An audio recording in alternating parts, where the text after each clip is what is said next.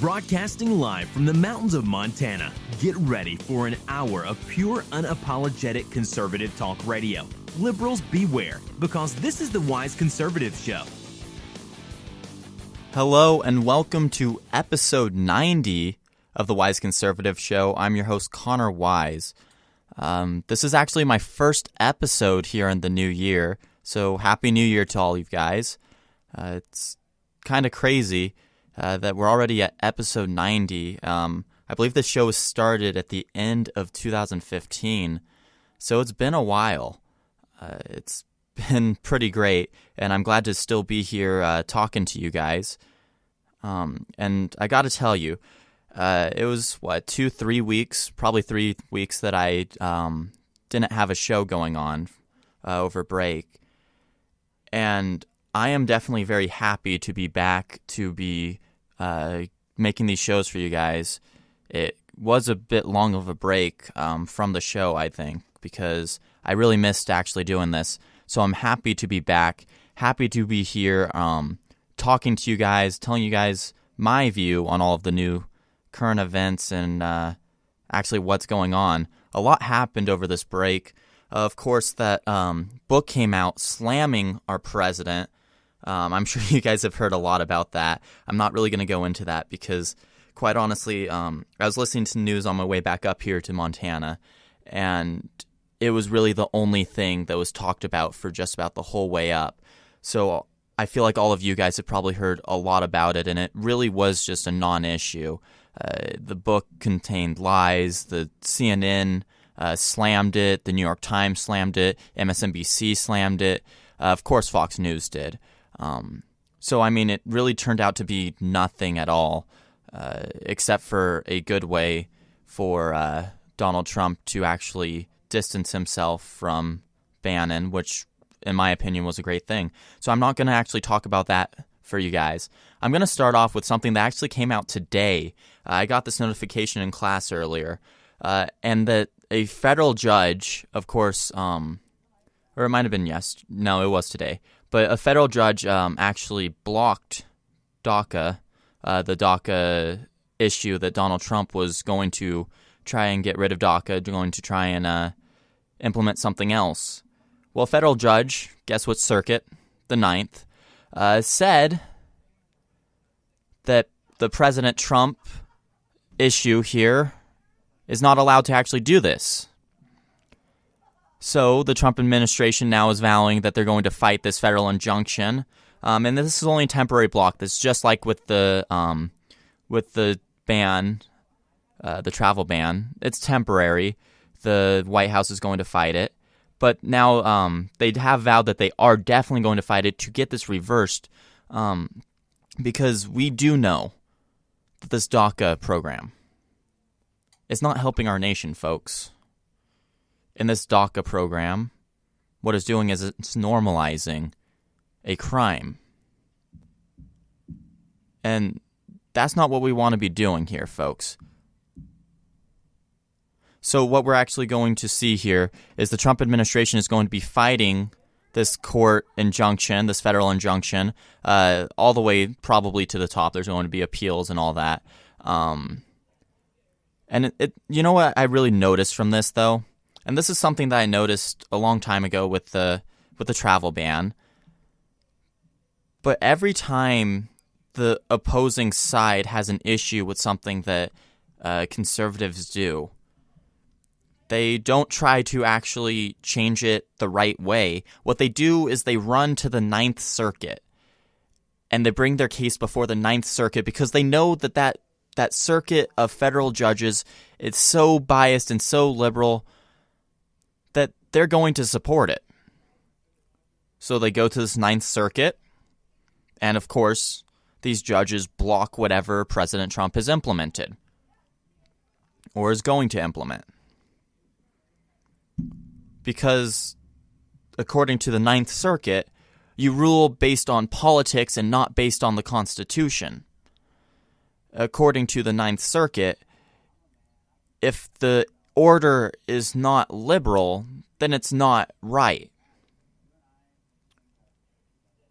You see, judges aren't supposed to rule based on opinion. They're not supposed to rule based on political stance. Judges were put into place to rule and to uphold the Constitution. But it doesn't seem like the Ninth Circuit has been doing that. What they've been doing is they've been attacking people based on political stances. Every time in this presidency that there's been an issue, the Ninth Circuit has ruled against it. Because it's them who are the ones that don't follow the Constitution. They say that everything President Trump does is unconstitutional or it somehow alienates an entire base of Americans. It somehow alienates and creates racism. Some BS answer that they're going to come up with. But folks, we know that isn't true. Folks, we know that this is an issue that has actually been discussed before, but hasn't been brought up to a court. I don't know when the left finally figured out that they can just use this corrupt court system to their advantage. But they've been using it quite a bit.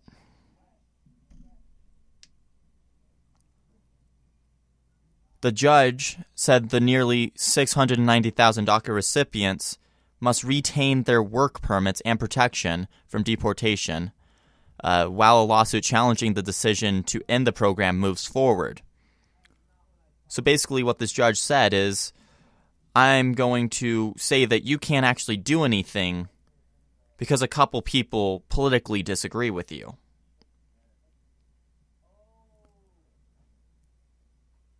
And so I actually have this this article, and it's from CNN, I believe. Yeah, CNN. And I was looking at it, and for the most part, like the first two paragraphs, it's all just talking about what exactly happened. And then they go into these quotations from DACA recipients, from these dreamers. And they say this thing. They're like, oh, well, this is saving us. The Trump administration is trying to ruin our lives. And then it tries to give some pity story about how hard their life has been, about how they're trying to better themselves and to better this nation. Folks, why don't we set up a system where people actually come here legally? Oh, wait, we have that system. People just aren't using it. They're choosing to come here illegally instead. And we're supposed to feel bad for them when they break the law. Otherwise, we're heartless, we're cold, we're racist, xenophobic, whatever. They have so many other names that they're just going to use and throw at us because we disagree with illegal immigration.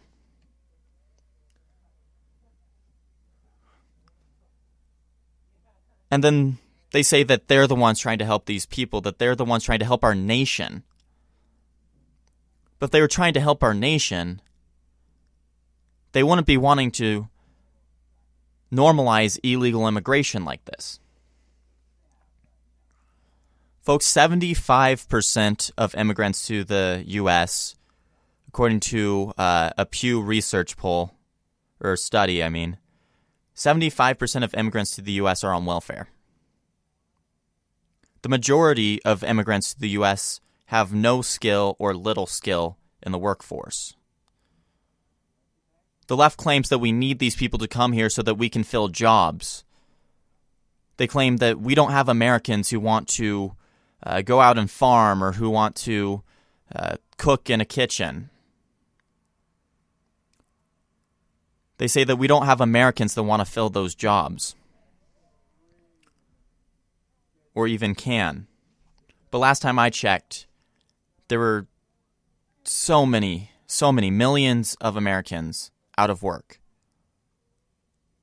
There's Americans who are waiting to get the job, as simple as that, so that they can create a better resume, so they can get better jobs and better themselves. There's Americans waiting to get this job so that they can support themselves. But what's happening with this massive influx is that those jobs aren't open anymore because these people are able to come here illegally and get paid under the table for cheaper. And that happens all the time, folks. If you listen to CNN and MSNBC, they're going to say that this is just a conspiracy that the conservative base always brings up. That they say that, no, these people aren't coming here and, well, they call it stealing our jobs. I mean, what's happening is they're coming here and they're getting paid under the table. What's happening is they're coming here, they're getting paid for cheaper so that the people will actually choose them, and then they don't pay taxes on it. They don't pay taxes on their salary. They don't pay all of these different taxes, income tax, property tax. They don't pay those because they're not citizens.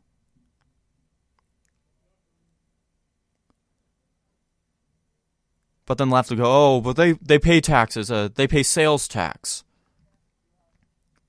Folks, that little bit is not going to do anything for the giant hole that they're creating in our nation. Illegal immigration is one of the biggest drains on our economy that there can be. And this DACA program is right at the center of it, normalizing it. If we want to get rid of this problem, first and foremost, we need to secure the border. And then we have to actually make all of these programs that normalize it go away. And yeah, we can reform the immigration system. And we need to. But what we need to do is actually make it so that they can't just keep pouring in and out. We need to get rid of chain immigration. Something that the left loves. Where if there's one relative, that person's mother, father, brother, sister, cousin, aunt, uncle, grandmother, grandfather can come here. And all of those people's relatives can come here. And all of those people's relatives can come here. All illegally. Folks, these are policies that were put into place by our previous president. These are policies that hurt our economy, that hurt our nation, that hurt America, that hurt Americans. And when we try to get rid of these hurtful policies, when we try to actually do something about it, we're deemed as racist. We're deemed as insensitive and heartless. And the left outcries and they run to judges who are biased. This is going to go through, and this lawsuit is going to be dismissed at some point. But while it's being delayed, while the courts are stalling for probably over a year, there's going to be even more illegal immigrants coming in here and trying to become a part of this. There's going to be more immigrants illegally coming here, and their illegal border crossing is going to be normalized because programs like this exist. It's just another issue that the previous administration created, and they're offering no help on how to fix it. The liberals aren't offering any help because all they're doing is sitting there throwing baby fits that we're trying to take away this policy that doesn't work, this policy that doesn't actually help.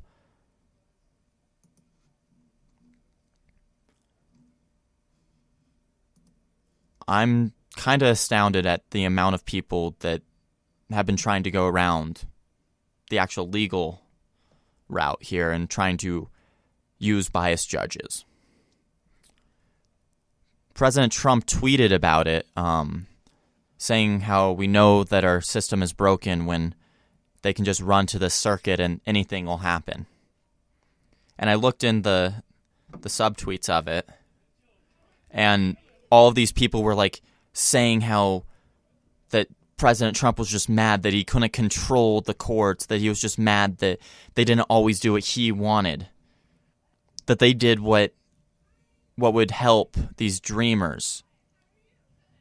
Folks, I've said this before and I'm going to say it again. Judges are not supposed to rule based on politics. They're supposed to rule based on the Constitution. And this is not constitutional, folks. It's not constitutional for judges to just rule based like this. Sadly, they continue to. Sadly, they're going to in the future.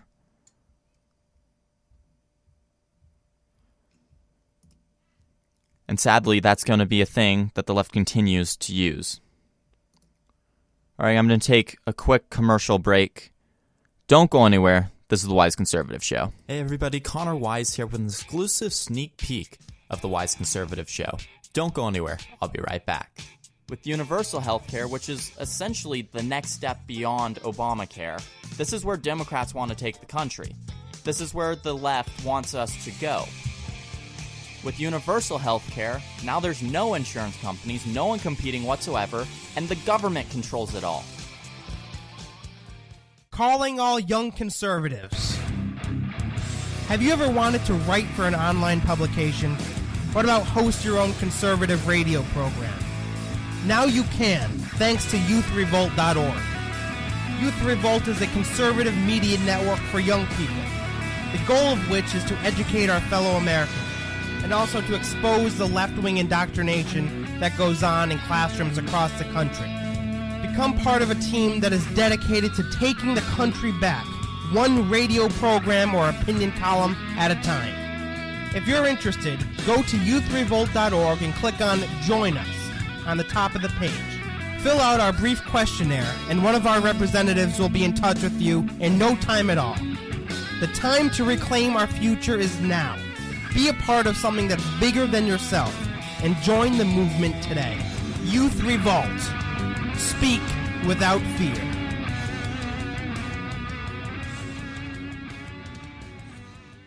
My friends, I'm going to be blunt with you. There are a lot of frauds out there today. People who claim to be conservatives and yet, in one way or another, believe that more government is the solution to our problems. That's not what conservatism is about, and even more than that, that's not what our Constitution is about. I'm Jason Veely, a recent college grad who has the guts to say what needs to be said without pulling any punches. On my radio show, you can expect 100% pure conservatism every single weeknight at 7 o'clock p.m. Eastern Time. Join me as we discuss history, liberty, and conservative philosophy in a style that is just as entertaining as it is educational. Who says we can't have fun tearing down the liberal establishment? Tune in to the Jason Veely program live every weeknight at 7 o'clock on YouthRevolt.org. I'll see you out on the battlefield. America is known for its expansive wilderness for all to explore, and for many, that exploration is an important hobby. This exploration is why the Survivalist was created. On this blog, you will find expansive information on all things wilderness, from what knife you should carry to what backpack gives you the best bang for your buck. This group of 4 writers has created a very diversified and useful site, which I personally recommend. The site has given me much knowledge on a variety of topics, and I urge you to check it out at the-survivalist.weebly.com.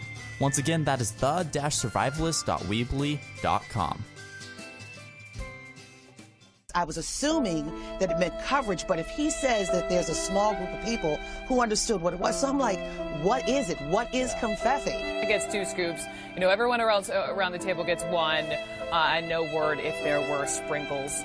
He paid $38 million, looks like $38 million in taxes. Are you tired of listening to the snowflake liberal media report about ice cream scoops and typos instead of real facts? What The Wise Conservative Show, we promise you that we will not report about Kofifi, but instead about the truth, instead about the facts about what's going on in our nation. Join us every Wednesday at 6 p.m. Pacific Standard Time on The Wise Conservative Show for your dose of unapologetic conservative talk radio. The Wise Conservative Show, only on Youth Revolt.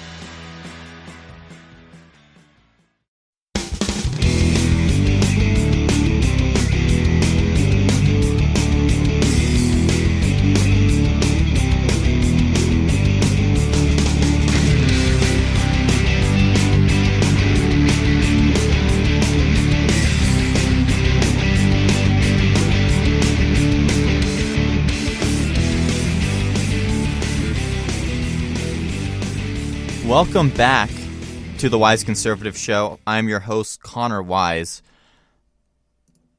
So, we're moving on from the whole DACA issue. Now we're going to talk about something that a lot of people aren't actually talking about too much. As you all know, Senator Rand Paul is one of my favorite senators, and he was my number one choice for president in this past election.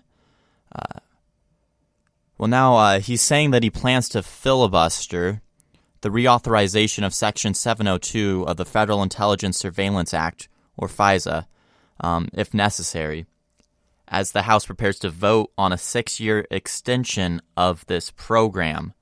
Now, this section, it allows the intelligence community to monitor foreign communications, and it's set to expire on the 19th of January. Now, this is where the problem comes in, because critics argue that the program allows the warrantless collection of U.S. citizens' private information. And if you recall back to the general election, when President Trump, or then presidential candidate Trump, said that he was quote-unquote wiretapped, this is what allowed them to do that without a warrant. This is what allowed the Obama administration to listen in on Trump conversations with other people. So Rand Paul said, quote, "My worry is that they also collect information on millions of Americans. And I don't want that database to be searched without a warrant." Then he added, "I will filibuster and do whatever to stop that." He said he would vote to reauthorize this section, however, if there are protections put in place for every American's private information. And he added that he supports the USA Rights Act, another amendment to the program that's been proposed by Representative Justin Amash, of course, a Republican from Michigan. And we all know that Rand Paul, or you should know that he's not really a stranger to these filibusters. He spoke on the Senate floor for 10 hours and 30 minutes in 2015, so 3 years ago now, over the National Security Agency surveillance programs, those programs that were authorized under the Patriot Act. And then he also filibustered for nearly 13 hours in 2013 to draw attention to the U.S. drone program. His position on FISA actually does put him against the White House, which wants FISA, the section of it, reauthorized without any changes. And see, this is one of the main differences that I have between the views of our president and what should actually go down. And this is where a lot of the Republican Party itself is actually divided. Some believe that we should have limitless surveillance on all of these Americans in the name of counter-terrorism forces, in the name of security. And this is an age-old debate in our nation. Security versus liberty, and what exactly that means for America. And it's something that you have to have a balance of. You see, what we have to decide as Americans, and of course our representatives and senators have to decide this, is whether we want to take away some of our rights, such as no warrantless collection of information, in order to have a little bit of security and the thought that we have the government trying to protect us from certain things. Or whether we want to keep our rights and allow them to still do this if they get a warrant. Now, one of my favorite moments in the debates, and I wish I still had that clip for you guys. I probably have it somewhere, but I don't have it ready to actually play for you right now. But it was a clip. It was Chris Christie versus Rand Paul in the presidential debates in the primaries. And Chris Christie kept going off and off about how Rand Paul was trying to hurt Americans, that he was not remembering all of the tragedy that terrorism had brought our nation, and that it was being heartless. It was actually very much alike all of the arguments that, the heart-tugging, logicless but heart-tugging arguments that most of the left uses. And then he said all of this because Rand Paul said that we should be getting warrants. Our government should be getting warrants to actually collect data on Americans. Folks, this is an issue that I'm very passionate about, and it's an issue that I've talked about a lot on this show. Because I believe, personally, that the government doesn't have the right to go in and collect the data of millions upon millions of Americans with no warrant. That's against the Bill of Rights. It's against your Fourth Amendment right. You need a warrant to collect this. And it's simple, folks. You go to a judge, you get a warrant, and then you can collect the data on that person. It's simple, it's easy, and it's a system that has worked for years. But now just because it's a new age of technology, it's easy for them to do this without a warrant. It's easy for them to do this bulk collection of data. This bulk collection of our information and data. And we know that this happens. We know that the NSA does this. There's been leaks about it, and the NSA itself has claimed it before. We know that in the NSA, they read emails from people.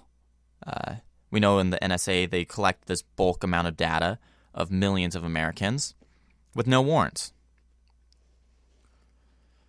So this is where our party is split, and hopefully it doesn't become too big of an issue. It probably won't, because honestly, the majority of Americans don't care about this. But on this issue, half of the Republican Party, maybe a little more, says that the government should have endless rights here, that the government should expand and overreach into everybody's lives, and the other half, such as myself and other more libertarian-viewed conservatives, we believe that the government shouldn't have that right. It's an issue I hope that you all actually look into, because it's very actually important to every day-to-day lives of everyone. And it's something that most people just don't really know happens, or they don't really look into at all.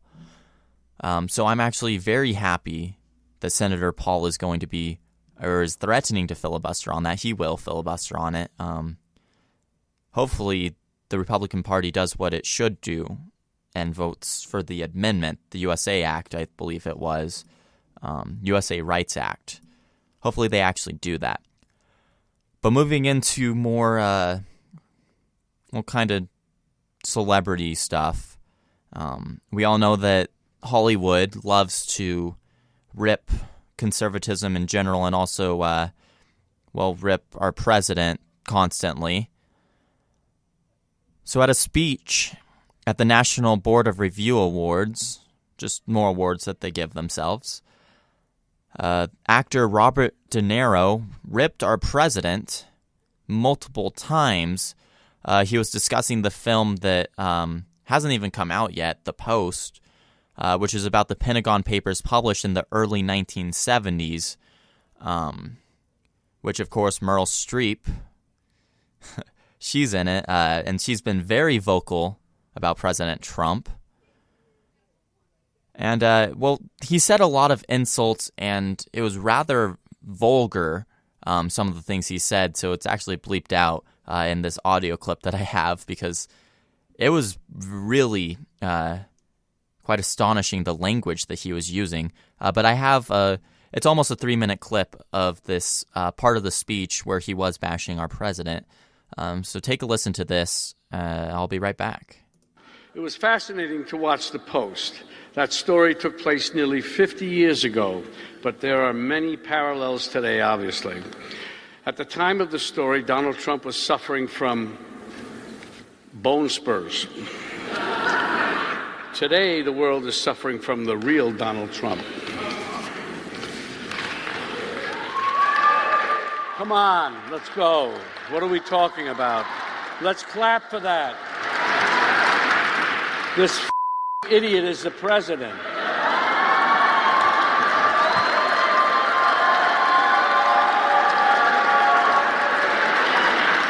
It's the emperor's new clothes.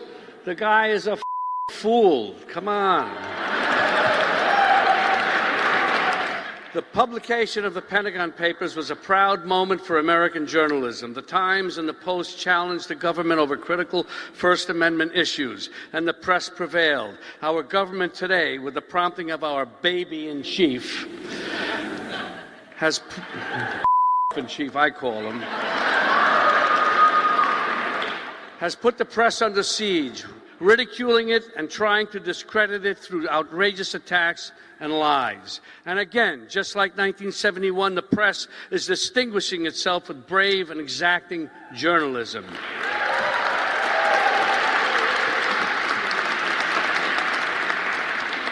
The movie gave us glimpses of President Nixon as delusional, narcissistic, petty, vindictive, nasty, and the good old days.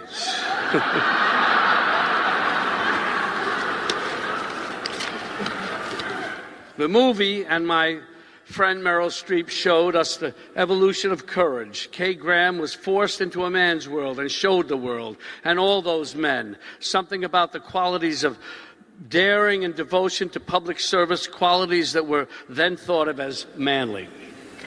No longer. But astonishingly, today, women are still struggling to get their rightful place and their fair share. I am still fighting for Meryl to be able to get 79% of what a man would get to play Katharine Graham. It's shameful, I know.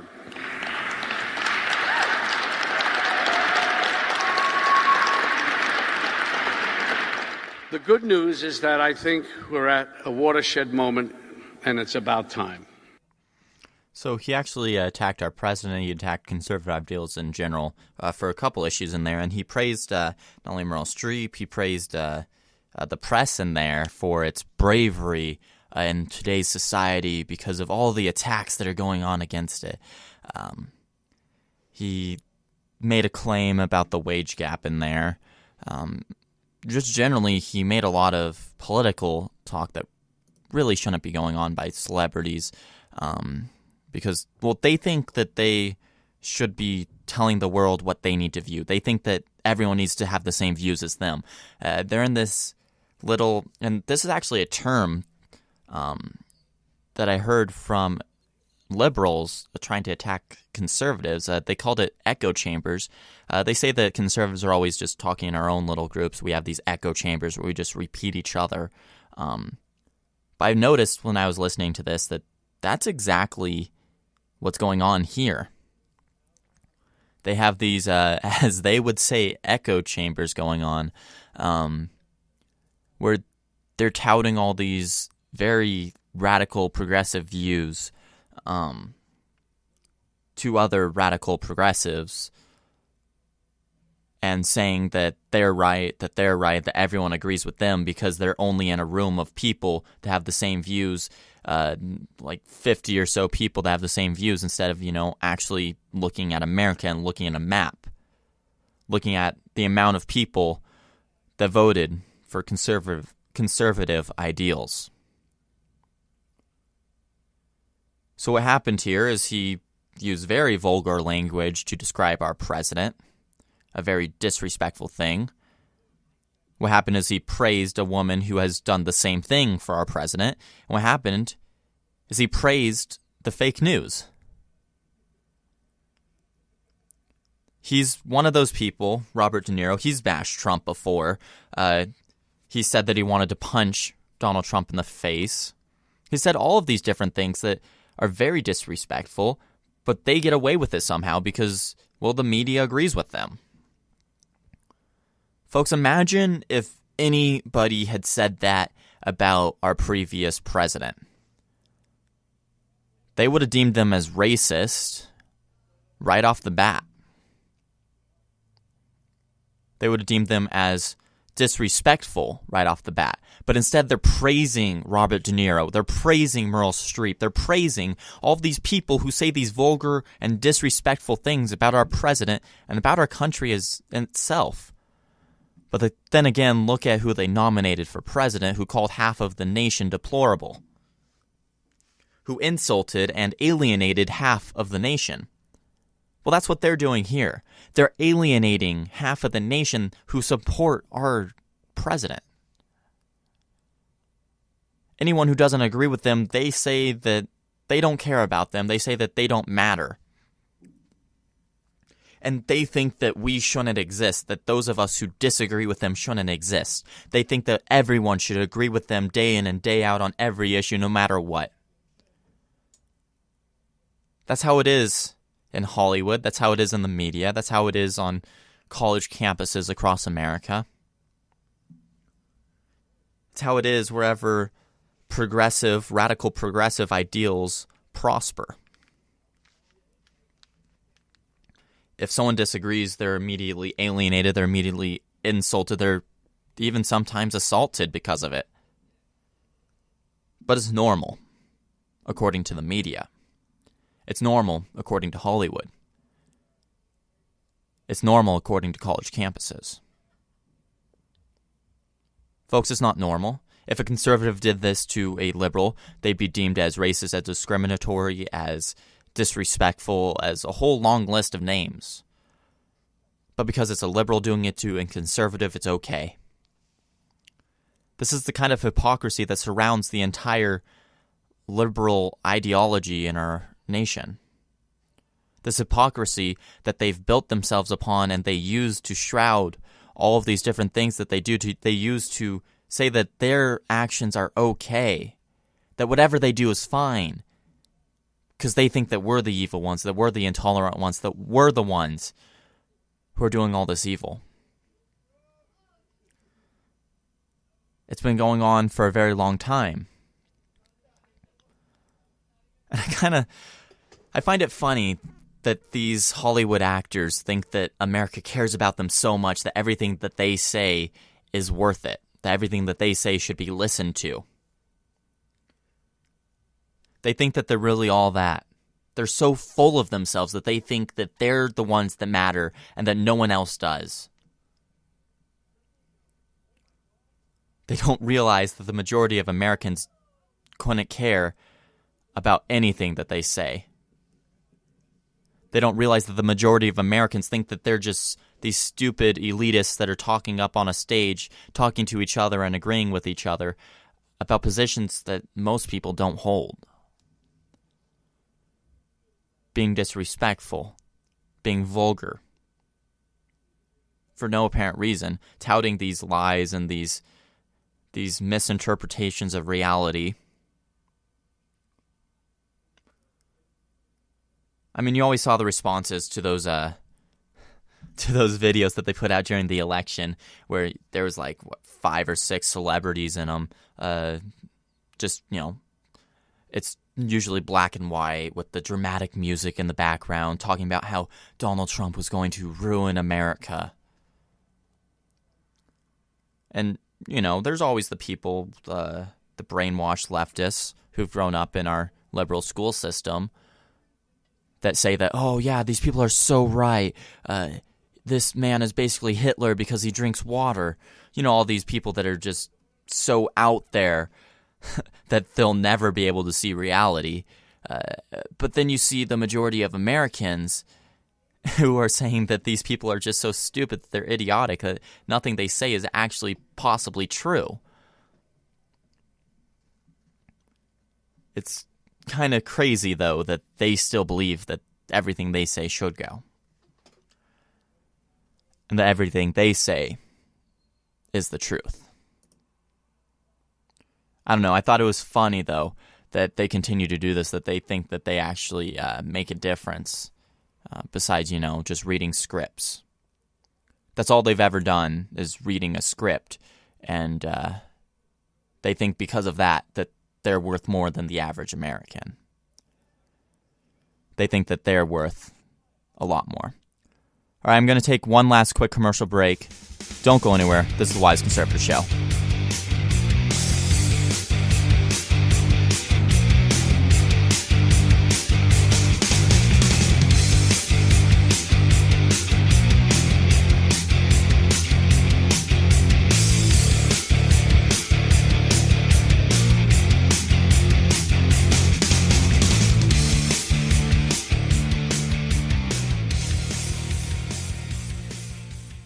Hey everybody, Connor Wise here with an exclusive sneak peek of the Wise Conservative Show. Don't go anywhere, I'll be right back. What it means to be a conservative is very simple. It means that you want to protect freedoms and liberties. You want to protect the Constitution and limit the government. It's a very simple definition. It's a very simple cause to follow. And this is what a lot of people do kind of value conservatism as. Ever wanted to learn the history of the Israeli-Palestinian conflict in less than 10 minutes? Are you looking for the truth about the so-called gender wage gap? Well, my friends, I'll let you in on a little secret. Prager University is a source that I use all the time when preparing for my show, the Jason Veely Program. Dennis Prager and his team have put together a remarkable organization that seeks to explain and spread Americanism through the power of the internet. Their short yet extremely informative videos reach more than 100 million people per year, and they want to reach you as well. Go on YouTube and type in Prager University, or go to prageru.com for all of their latest content. That's Prager, the letter U.com. prageru.com.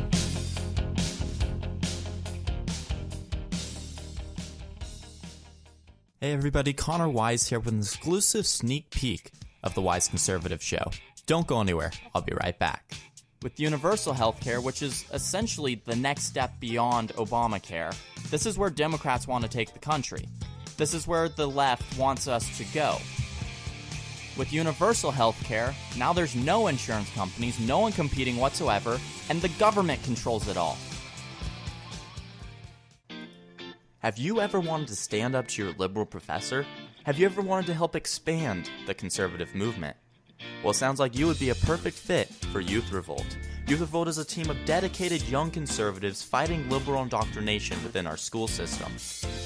If you're interested in being a part of this team by being a columnist or even hosting your own radio show, go ahead and click the Join Now tab at the top of youthrevolt.org. You'll be asked to answer a few questions, and a Youth Revolt team member will respond to you quickly. Be a part of something bigger than you. Be a part of Youth Revolt. Speak without fear.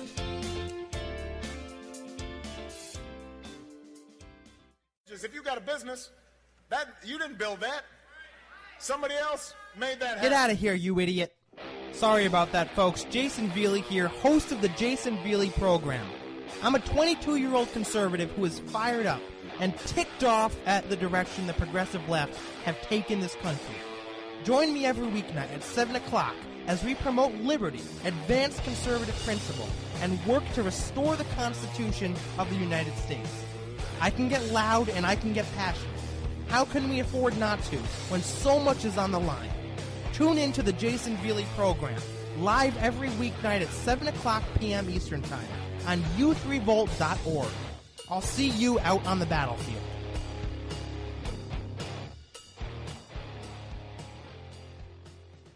I was assuming that it meant coverage, but if he says that there's a small group of people who understood what it was, so I'm like, what is it? What is confetti? It gets 2 scoops. You know, everyone around the table gets 1, and no word if there were sprinkles.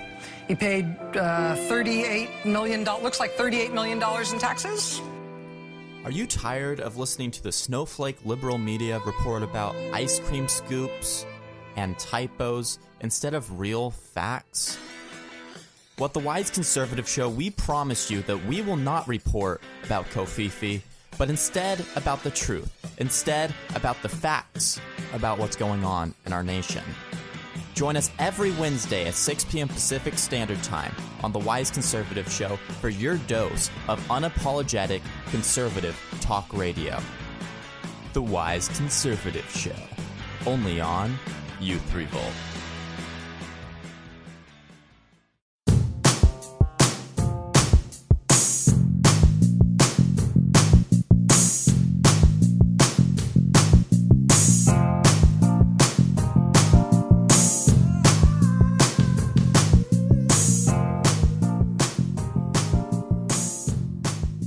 Welcome back to the Wise Conservative Show.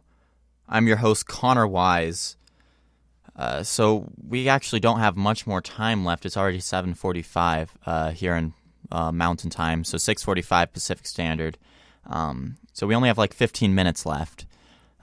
So I was looking through all of the different things that I planned to talk about. We still have like 3 more topics that I had already prepared for this show. I did go a little long on a couple other ones, so we're going to have to not cover everything, but that's okay. I can cover it next week with you guys. But what I do want to cover here is something that actually is very sketchy that Dianne Feinstein did. Well, after Dianne Feinstein actually released the transcript of the congressional interview with the co-founder of the firm behind the anti-Trump dossier, of course we saw President Trump slam, as he said, quote, sneaky Dianne Feinstein, and also claiming that the move was possibly illegal. Quote, the fact that sneaky Dianne Feinstein, who has on numerous occasions stated that collusion between Trump-Russia has not been found, would release testimony in such an underhanded and possibly illegal way, totally without authorization, is a disgrace. Must have tough primary. That's what Trump tweeted out just today. Feinstein, of course, the infamous Democrat from California, she's the ranking member on the Senate Judiciary Committee, and she unilaterally released the 312-page transcript of the Fusion GPS co-founder Glenn Simpson's August interview with committee investigators. The release provoked controversy on Capitol Hill, of course. Spokesman for the committee, Chairman Chuck Grassley, slammed Feinstein's move as, quote, confounding. Spokesman Taylor Foy said she made the decision without consulting the chairman and warned the move jeopardizing other highly sought witness testimony. Feinstein actually faces re-election this year, and she said that she released the transcript because, quote, the American people deserve the opportunity to see what he said and judge for themselves. Of course, this release of the testimony drew attention back to all things Russia. The hundreds of pages of the Simpsons' responses were rich with revelations about Fusion GPS. Of course, its work and its investigation into President Trump, then just Donald Trump, which began in September of 2015. One passage in particular drew heavy attention, and that's, of course, where Simpson's lawyer claimed that someone had been killed over the dossier's publication. Quote, he wants to be very careful to protect his sources. Somebody already has been killed as a result of the publication of this dossier, and no harm should come to anybody related to this honest work. And that was Simpson's attorney Josh Levy, which he said during the August 22nd committee interview. Levy did not elaborate on who was killed, he claims who was killed, and congressional investigators did not follow up with any questions to his claim of this. But really what this did reveal is not only are Democrats hung up on something that is basically proven to be nothing, what it did show is the sketchy work that Fusion GPS has done, the sketchy work that they did on this dossier itself, and the fact that most of it, and actually basically all of it, was just plain lies. And so we see that Dianne Feinstein here is actually reaching. What she's doing is she's reaching to the uber-liberal state of California to get them to like her more, because she has agreed that nothing has come out of the Russia investigation. So what she had to do here was release this unilaterally, no one else agreeing to it in the committee, no one else who actually was responsible for this agreeing to it, just her doing it on her own. She did this so that she can appeal to the radical progressives that live in California. And so she just released it. And folks, this is the kind of thing that that you notice about the left, especially when they're in power. What you notice is they do things that help to benefit themselves, but not necessarily the work that they're doing, not necessarily our nation. They do things that they want to do, not things that the nation needs them to do. They do things to benefit themselves. Folks, that's not what a senator is supposed to do. That's not what a representative is supposed to do. Certainly not what a secretary of state or a president is supposed to do. But they always do it. It's very common for Democrats to do this. In fact, over 40% of the meetings that Hillary Clinton had while she was Secretary of State was people who donated to the Clinton Foundation. So this is very common for Democrats and liberals to do these things that help them personally, but don't help the nation. This, as you saw, puts other possible interviews in jeopardy because, well, now they might not be able to get them. Now it might be released and they won't want to go. Now they won't maybe tell the truth because Feinstein might release it. Folks, there are so many implications to this radical and not thought through action that Dianne Feinstein took. But she's made so many stupid mistakes as a senator, and I have no idea how she's still in the Senate, folks. There's nothing good that she's actually done. She's been in there for many, many years, and she's one of the prime reasons why we should have term limits. She's one of the prime examples of why term limits would help us, because there wouldn't be people as stupid as her trying to lead this nation. And yes, folks, she has made very many stupid mistakes. And what's happening is the left is actually hailing this as a great thing. They're saying that this was Dianne Feinstein being one for the people, saying that she's helping block against government corruption. That's ironic, though, folks, because this is exactly government corruption as it's happening. Because she's corrupt by using this investigation for her personal gain and releasing this even though it wasn't supposed to be released. That's corruption. It's not as extreme as maybe Hillary Clinton corruption, but it is corruption, folks. But the left and the media are going to hail it as a great thing. They're going to hail it as something that's helping our nation. When we already knew that the dossier wasn't truthful, we already knew that the dossier didn't prove anything and that the investigation wasn't leading to any actual results in terms of Donald Trump. The only thing that's coming out of it is the connection between Hillary Clinton and Russia. Because that's the only thing that actually happened, folks. And so what we see is the left is freaking out because nothing's actually happening here, that this has been going on for over a year and nothing's come out of it, that this has been going on for months upon months, and Donald Trump is still clean.